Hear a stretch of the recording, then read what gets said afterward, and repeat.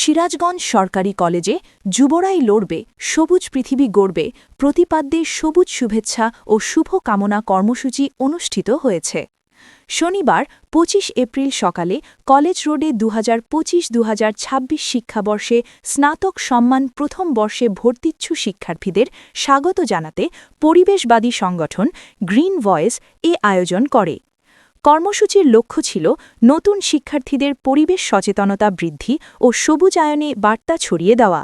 এ সময় সংগঠনের সভাপতি আনজারুল ইসলাম, সহ-সভাপতি মোহাম্মদ আব্দুল মজিদ, সাধারণ সম্পাদক জান্নাতুল ফেরদৌসী জুথি সহ অন্যরা উপস্থিত ছিলেন। আমরা গ্রিন ভয়েস সরকারি কলেজ থেকে জাতীয় বিশ্ববিদ্যালয়ের ২০২৫-২৬ শিক্ষাবর্ষের অনার্স প্রথম বর্ষে ভর্তিচ্ছুক শিক্ষার্থীদের জন্য আমরা তথ্য কেন্দ্র খুলেছি। এখানে আমরা শিক্ষার্থীদের ব্যাগ, মোবাইল জাতীয় রাখতাম, প্লাস ওদের কেন্দ্রে যে আসন বিন্যাস ছিল, কার কেন্দ্র কোথায় পড়েছে, কার শিক্ষা কোথায় পড়েছে, কোন ভবনে পড়েছে, এগুলো আমরা বলে দিচ্ছি, সহযোগিতা করেছি।